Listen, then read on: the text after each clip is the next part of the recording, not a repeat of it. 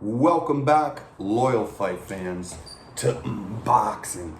Eat that shit up. I am your humble host, Tommy Tom O'Neill, the human body snatcher, and I am back at it. We got the background kind of going. We need to add a little bit more in here. Listen, I'm sorry. Things have been very busy for me in my life lately.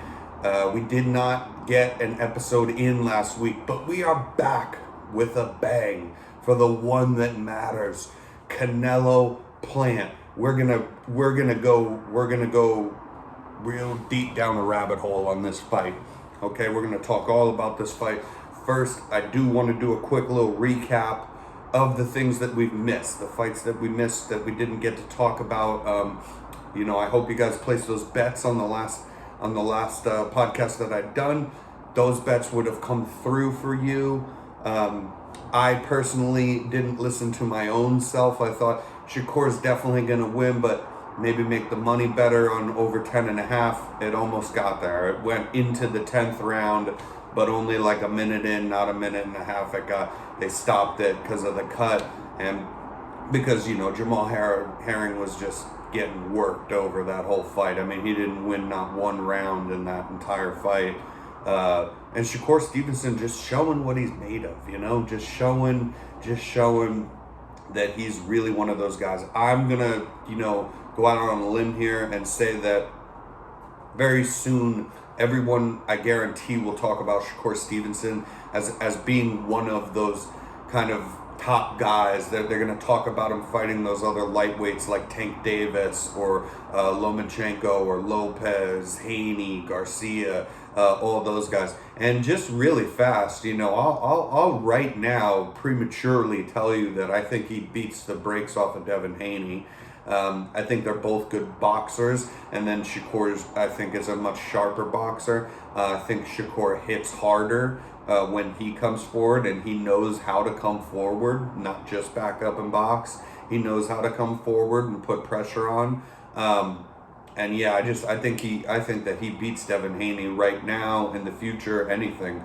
I think he can get him out of there. I think Shakur Stevenson's too sharp and too technical for Ryan Garcia. I think he gets him out of there. And I think that the fights that I would want to see, because I personally think the best, lightweights are still Lomachenko and Lopez, obviously, and Tank Davis.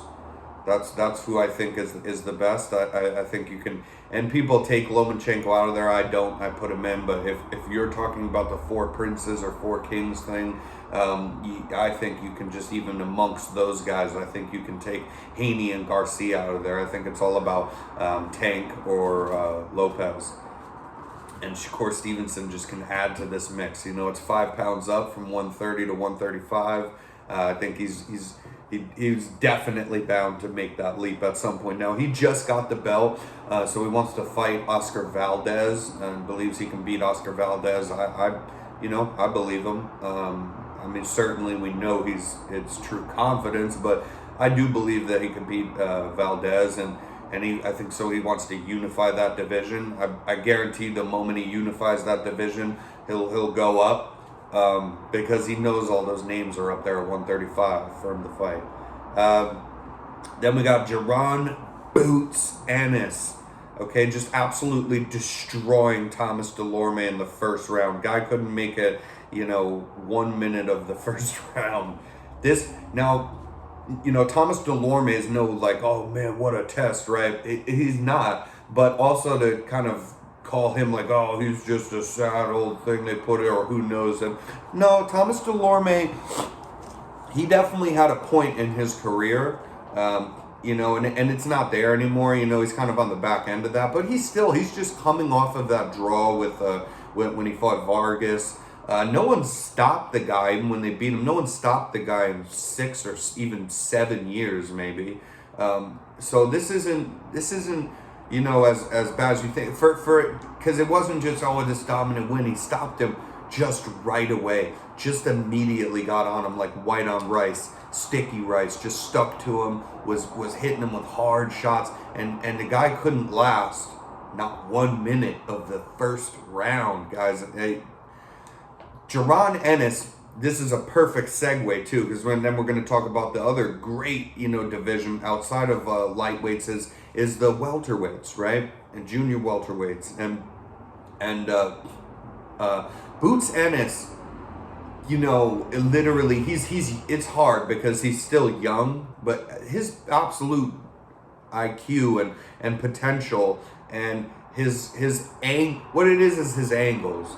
It's like the Lomachenko thing all over again. His angling off on his opponents, hitting them with awkward shots, also being, defensively responsible himself.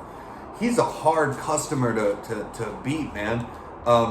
I need to see at some point, and it's going to take a long time because this is boxing, but I'm going to need to see him versus Errol Spence. I'm going to need to see him versus, Crawford. And at some point it will happen. At some point it will, but we're going to have to wait a long time. But, I'm going to put this out there. Now, my guy is kind of Spence, right? No surprise if Spence and Crawford fight and Crawford wins. There's no surprise there. But at the same time, I wouldn't go for him. I'd place my bet actually on Errol Spence.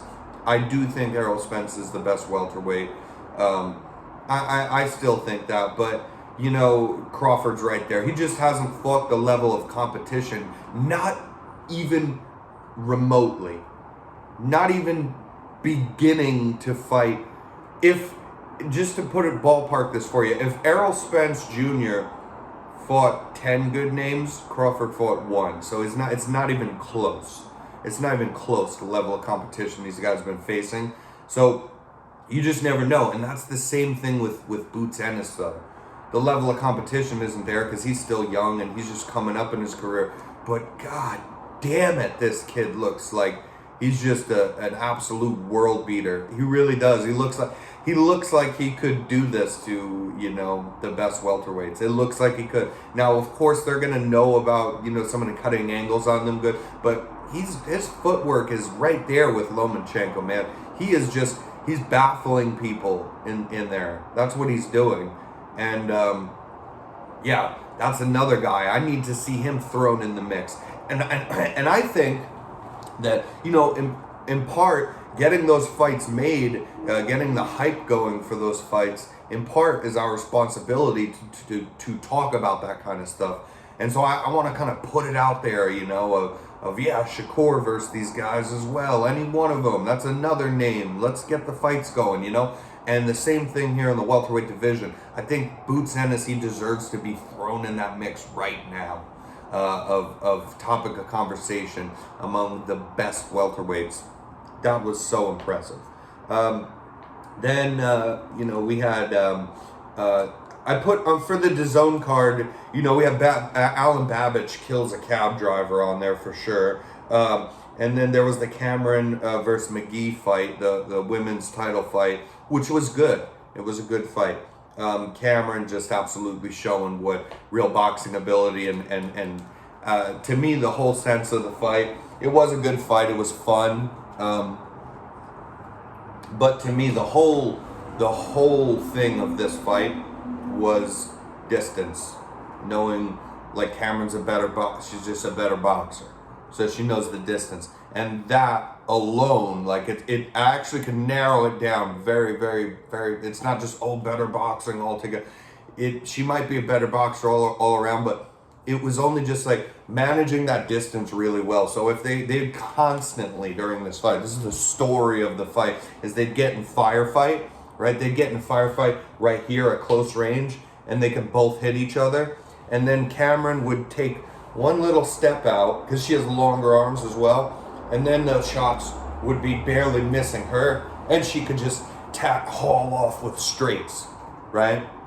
That's the whole story of the fight. It's hooks on the inside, and then all that Cameron ever needs to do is just take a little bit of distance and take, now the punches aren't hitting me, and I can just unload with straights on you because I'm still in range, because I have a reach advantage. And that was crazy to see that McGee never she just was willing to brawl and never, okay, let me reset. I got to find the inside again, get back into the pocket. She just acting like she's still in the pocket. why aren't my hooks hitting you? You know, so it was a little strange in that, but very good for women's boxing to show that. I mean, these girls didn't dance around. These girls both, and like I just said, to McGee's credit, I mean, it's to her discredit that you got to be smarter in there. But to her credit, I mean, talking about the heart of people, all she wanted to do was just throw hands and slug it out until somebody falls. And Cameron was more than willing to oblige, and they just went after each other. And I think this was a good fight, and I think you get even more epic fights. You just give them the same rounds. What are we doing here? Give them 3-minute rounds like the men. What the hell are we doing here? If anything, dude, listen, a lot of women will have better cardio than men. You're talking about time. They're still able to punch each other in the face, yeah? It's boxing, and it's 2 minutes. Like, to be honest, a lot of women, if you're talking about in-shape men and in-shape women, they're both in. But a lot of women will actually just naturally men can naturally be stronger. And a lot of women naturally can have better cardio. In-shape women especially, they can have even better cardio than most, not all, but than most men. It's just kind of a natural thing. Women can be better runners, than a lot of men. I don't know why we're giving them 2-minute rounds. This is stupid. You would get more knockdowns. You would get more things. That's the first bridge to cross for women's boxing. It's just right there. You got to give them 3-minute rounds. They want the 3-minute rounds. Give them 3-minute rounds, and then we'll go from there and discuss from there. The fights are already there. The talent's already there. And you just need to give them 3-minute rounds. Treat them the same as the male boxers. That's all. But I did want to touch on this before we get to the big the big event that's coming up, and we are giving some picks on this podcast. You know us. Kamar, these guys, I had never heard of these guys. They were on the undercard of the DAZN, and I put a bullet in this to talk about this because I love this fight. Kamari versus Castaneda. Kamari versus Castaneda, what a great fight. So Kamari, basically, he's bagging up a lot of these earlier rounds with more heavy hands, just hitting harder. He hurts Castaneda a few times. Doesn't drop him, but he stumbles him. He hurts him a couple times just because he's hitting very hard. And they're both, this was amazing to me. I never heard of these guys, and they're way down. They're way down. You have the main event is a women's title fight. You have then you had this was ESPN, I guess, but you had Zepeda stops Vargas in the first round as well. Well, that's God, that was a vicious knockout. That was so vicious. But I guess that was actually ESPN card. So for this DAZN card, though, you had the Babbage fight, Alan Babbage, fighting some guy that rolled out of bed. It looked like a guy they had to that they used to lift him out of his apartment with a crane or something. And it's like, look, he lost some weight. He can actually walk now. This was a joke, that fight. But you had that. You had the women's main event. You had a couple. I think these were like the third fight or opening the main card. Is that what it was? To open the main card. I mean, so they were way down there. They weren't a co-main event. I never heard of these guys, and this was the best boxing fight of the night to me, hands down. You have Castaneda getting hurt a few times because of the power shots, basically, but Castaneda, I believe, was faster in there and figured that out and just never stopped trying, never stopped putting on the pressure. He might have bagged some of those rounds in between. I'm okay with that, too, but was basically losing the fight to the halfway point. And then that second half of the fight, he just really picked it up. And the absolute head movement in there is, I'm always a sucker for it. When it's seeing real good head move, they're trading, and it's not just make a miss, boom, counter once. It's just like a dance, man. It's like make a miss, counter once, then the punch coming from over here, slip that or roll with that, come back, body shot, and then you slip and roll, and I'm a sucker for it. I think it's so beautiful to watch that, man. And that was this fight. You guys should go back and check out Kamari versus Castaneda on DAZN. What a great fight. What a great scrap. And kudos to Castaneda. I thought that in a close fight, he did win that fight. And the judges actually gave it to him. And the commentary, was just kind of spot on. Everything fell into play. I felt like I was actually, for once, there wasn't controversy. It was a close fight. It was acknowledged that it was a close fight. But there was no, controversy. They said the kid won. I thought he should have won in a close fight. That's exactly how it was presented, and on the commentary for the fight. And I just felt like it's a full package. This is what watching boxing should be like. It was a great fight, and probably one that some of you guys might have missed. It is time, okay? It is time. Let me grab a sip of coffee here. No boxing, no life. It is time. Canelo Saul Canelo Alvarez, taking on Caleb Sweet Hands Plant. This is gonna be awesome. You guys if you don't know the story of Caleb Sweet Hands Plant, right? He was kind of the young white kid getting whooped on in the Mayweather gyms growing up. And he has taken on a lot of those great defensive style things, the head movement, the fast hands, the bouncing in and out, the angles. He has taken a lot from getting just being like a whooping post in the Mayweather gym for these other guys and for Floyd Mayweather. He has taken a lot of lessons from that. He has come a long way. He did earn his championship fight in a good fight. Some of his other fights were a little boring. He had a good fight to win that belt. And when he won that belt, it's like maybe the most epically sad thing you've ever heard. Immediately in the ring after, he's like crying and he goes, "I buried my 2-year-old daughter for this training camp." I'm gonna cry saying it. I'm being for that's like this fucking guy, man. I buried my 2-year-old daughter for this training camp and I devoted this to her. He just didn't cancel the fight and kept going. It's like he really has. This no boxing, no life is a Canelo hat. It's a Canelo statement. And really, like, Caleb Plant has kind of embodied that as well. His mother got shot to death by police, I believe, was how she died. And his 2-year-old baby passes away tragic.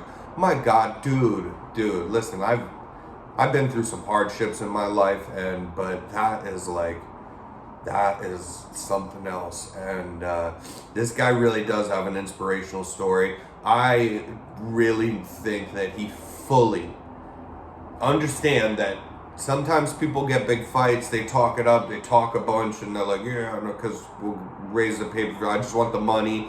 But somebody's already accepted that they lost. I will say right now that Caleb Plant is not in any way accepting losing. And I think that if he goes in here and he makes the biggest payday and he makes a really good account of himself, but loses even in a close fight, I think he'll be absolutely devastated, because I do recognize the true, just competitive nature of Caleb Plant.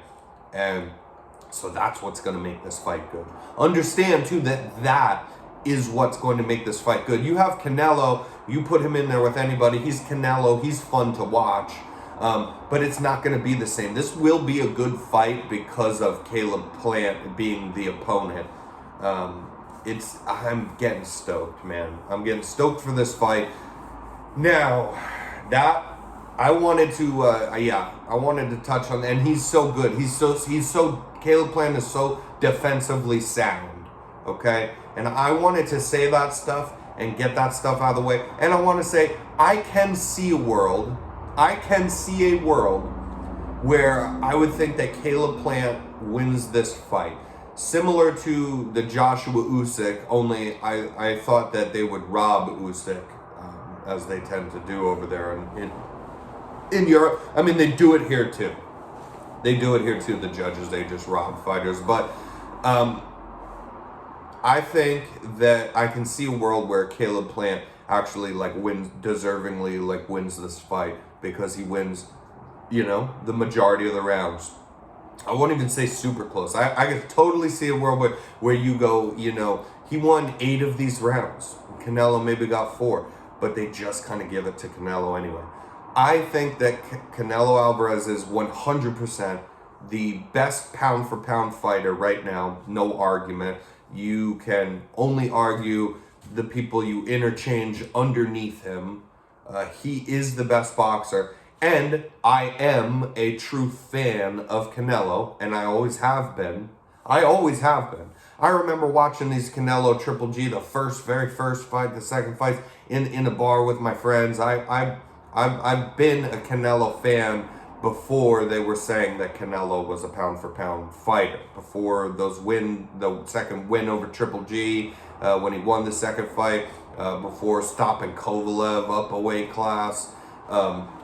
Yeah, I'm a real fan of his, but we're just gonna call it like it is here. And he has a way, and don't get me wrong, he will either knock the fuck out, he'll knock somebody the fuck out or destroy somebody. But sometimes with these boxers, for instance, like Austin Trout, a little bit there. I'm not huge on that one, but a little bit there. Some people thought Austin Trout won that fight. I thought for sure it was a close fight. I don't think he won that fight, but that was a damn close fight. So I'm not mad at that, right? But you get these scorecards where it's not just, barely give it to Canelo. You always get this one crazy Adelaide Bird kind of person.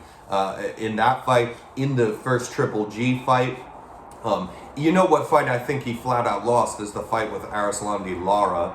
And that fight had a crazy scorecard for him.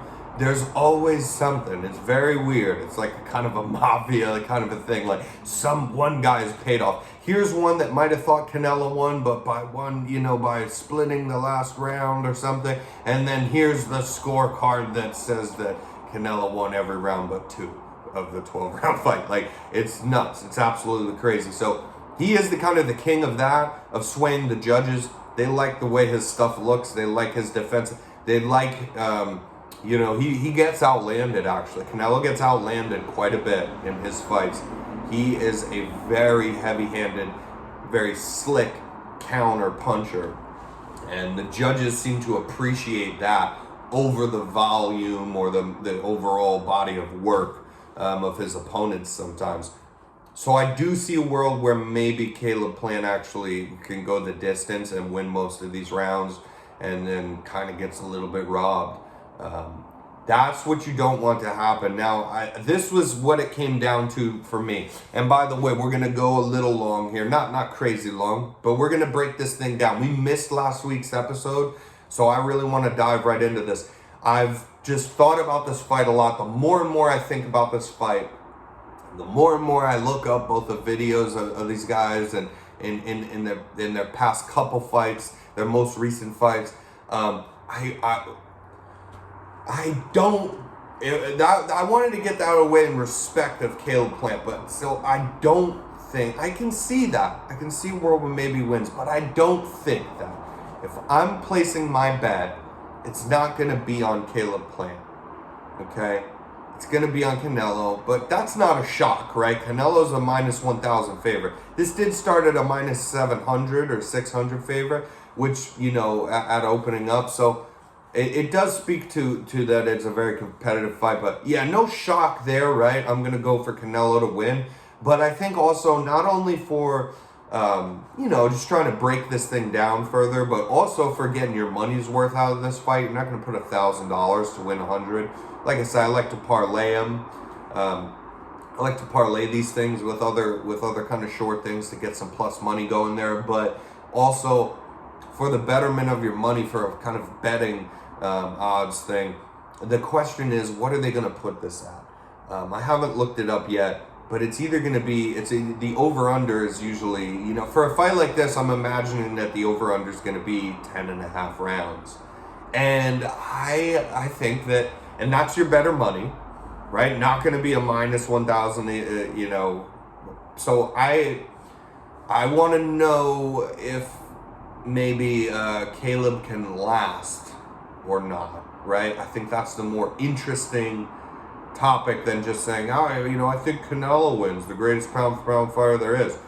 I think The more interesting question is, does Caleb Plant steal rounds from him in the beginning of the fight? Canelo's a little notorious for being a slow starter. Caleb Plant is good at winning rounds like Mayweather was in that sense. So after the first 3 rounds, I'm going to say that I give it about 3 rounds of Canelo kind of feeling out. And he might lose all 3 of those rounds. He might bag 1, but I think for sure he loses 2 out of those first 3 rounds. Canelo does. Trying to feel out how it's going to go. And then either the 4th or the 5th, the midsection of the fight, not the tail end, the midsection though, pretty quickly off. I think the 4th round, latest the 5th round, we see Canelo really, really going for it. Because he's figured something out. He's very good at that. He's very good at taking a look at his opponents and what they like to do, which way they like to move. If they're a bounce in and out person or a step and slide kind of person, and just what counter shots they like to throw when he's gonna prod with the jab or try to be like, whoa, I'm gonna feint the uppercut, but I'm not gonna do it, and see how they react. He's very good at reading that. And so I think midsection of the fight, he comes out super strong and tries to, do the actual not winning rounds, but actually start, because this is Canelo for you, to start to try to hurt the opponent. He likes to hurt them. He likes to hurt them to the body. And you know that we're fucking suckers for the tummy tuck here on Unboxing. And Canelo likes to go for that body. He likes to break his opponent, really, because you can be tough and take shots to the face, unless you're Billy Joe Saunders. There's a little shot at you. But no, you can be tough and you can take shots to the face. But, one thing is Canelo hits very hard. So even shot to the face, if it's a clean counter and you're not expecting it, your lights might go off there. So you have a fear for that. But you can take some shots to the face, even though he's a hard hitter, if you're a tough guy. I have thought more and more about this, and it's basically that, dude, Caleb Plant is so good defensively that's why we would think he would last, right? Because he is, it is true. And if he gets absolutely bodied in this fight, it doesn't mean it's not true. He is a very good defensive style fighter, but he's going to fight the greatest boxer that's boxing right now alive on this planet. And I just think that his defensive capability will only take him so far. I think his head movement, his overall defense, and his kind of ring generalship of knowing where the corners are, knowing how to bounce out, in and out, and knowing how to switch up which way you try to exit out, so you don't have your backs put against the ropes. I think he's very good at that stuff, Caleb Plant is, but it's only going to take him so far.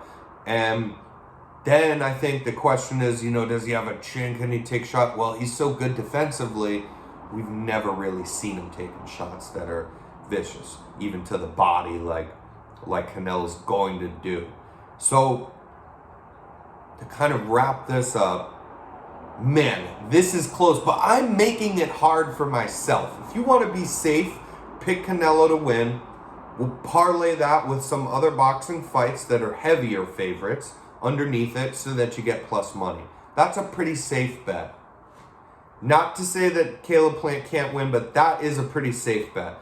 I want to make it a little harder on myself here for some unknown reason, but that's what I'm breaking this down to. What's the over-under here? Will he make it over 10.5 rounds? I don't think so. There's my answer. I don't think that he will last. Because it's very possible he does, right? You can see that because he's going to run around the ring and he's going to not get cut off from the ring. He's good at that, and he's going to be very defensively sound. He's going to slip a lot of Canelo shots, but all that head movement, Canelo's going to go to the body on you. And Canelo hits hard. Not to mention that we never really see Caleb Plant getting hit much anyway by anyone. And then now you're going to face one of the true, power punchers of this weight class. And and he says everybody hits hard this way. We've never seen it, Caleb. We've never seen you in a war. I mean, that's credit to you because you're so good. You're a good boxer that we haven't seen that. But I think that O has got to go, sadly. And I think that he doesn't make it. If the over-under isn't crazy, like if they put the over-under at like 7 or 7.5 rounds, I'm fucking probably picking the over. I'm going to probably pick the over for that, man. But if they put the over-under at 10.5 rounds, I think you want to pick under. You want to pick under, and you're going to get Canelo to win in under 10.5 rounds. You're going to get better money on that. This is going to be an epic fight.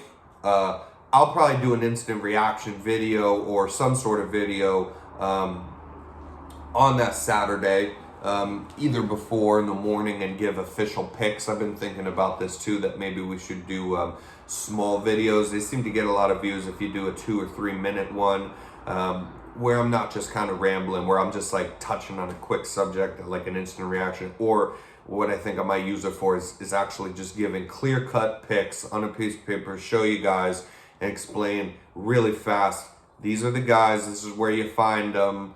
These are the odds that the site's offering, and tell you how much plus money it could be, and basically give you the exact parlays instead of just, because I change up my stuff a little sometimes. I was thinking on Saturdays, before the fights happen, maybe I would start doing that, or Friday nights, and giving you my exact parlays, and we can keep track of a win-loss record from there. Everybody loses sometimes in this stuff, but I'm pretty spot on with it. I'm pretty good at it. I'm going to knock on some wood because, of course, now Caleb Plant's probably going to fucking win this fight, but now that I said that. But, yeah, that's how I feel about it, and I think I'm going to pick the under as long as it's about 10.5 rounds. And, yeah, we'll do another video. This is going to be a good scrap, man. This is going to be a good fucking fight to unify every belt in a confusing sport of boxing with too many belts. This brings it all together. These are just 2 guys that are left. No one else has any belts. They don't have any belts of any kind. We're just going to put this stuff together, and that's the way that it's going to be.